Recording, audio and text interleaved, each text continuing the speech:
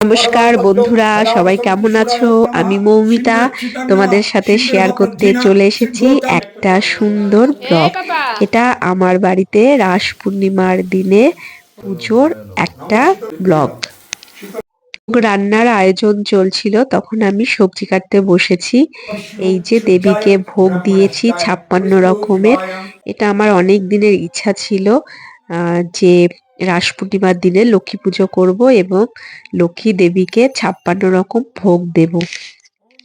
প্রত্যেক বছর ভোগ আমি নিজেই রান্না করি, তবে এবছর ভোগ রান্না করতে আমাকে সাহায্য করেছিল আমার ছোট মাসি। সে এবছর ছিল আমাদের বাড়িতে। লক্ষ্মী দেবীর জন্য যে আমি ভোগের আয়োজন করেছিলাম, সেই ভোগে রান্না করেছিলাম পোলাও, 9 রকম ভাজা, পনির বাটার মশলা সেই সঙ্গে এবং বিভিন্ন ধরনের সবজি দিয়ে ঘ্যাট। এছাড়া ছিল মালপোয়া, লুচি, সুজির হালুয়া, গোবিন্দভোগের পায়েস, নাড়ু, মুড়কি এবং সাথে ফল ও মিষ্টি যোগে মোট 56 রকম ভোগের আয়োজন করতে পেরেছিলাম। এই যে সোনামণি, এ পুজো করতে ভীষণ ভালোবাসে, তো আমাকে এসে সেদিন অনেকটা সাহায্য করেছিল।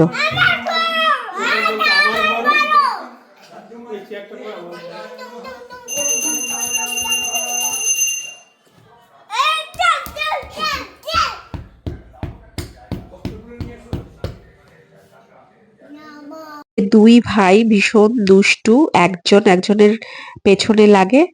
তো এদের সবসময় পাহারা দেওয়ার জন্য কাউকে না কাউকে থাকতে হয়, না হলে কখন যে কি করে বসবে কে জানে। এই যে ফোন সবসময় এদের দরকার, ফোন না হলে এদের চলে না কোনো কিছুতেই। যাই হোক, বাড়িতে লক্ষ্মী পুজোর সঙ্গে নারায়ণ মানে সত্যনারায়ণ পুজোরও আয়োজন করা হয়েছিল। আসলে জানো তো, আমাদের বাড়িতে না বেশ 1-1.5 বছরের ওপরে সত্যনারায়ণ পুজো করা হয় না। তো অনেকদিন ধরেই আমরা ভাবছিলাম যে বাড়িতে সত্যনারায়ণ পুজো করব। তো ঠিক করলাম যে রাস পূর্ণিমাতে লক্ষ্মী পুজো করব এবং সেই সঙ্গে সত্যনারায়ণ পুজোটাও সেরে নেব।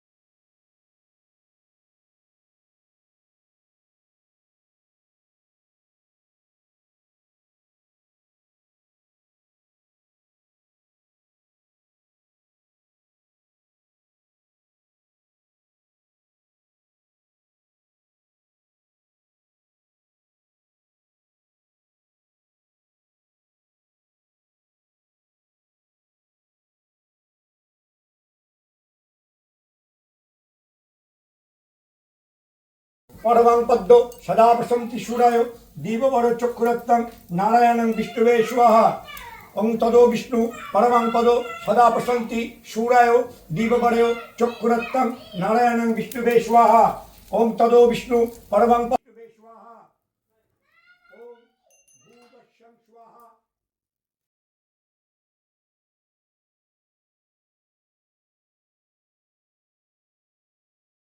রাখে না নমো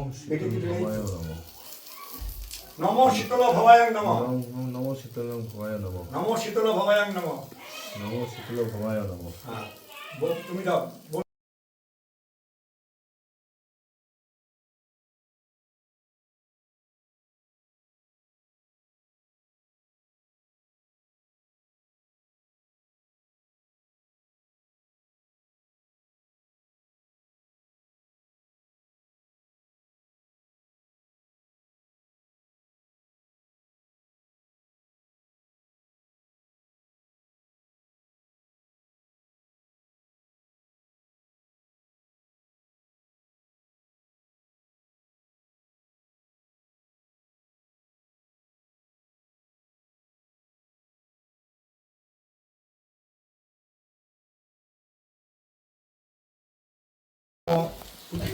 নমো শীতল ভবায়ং নমঃ।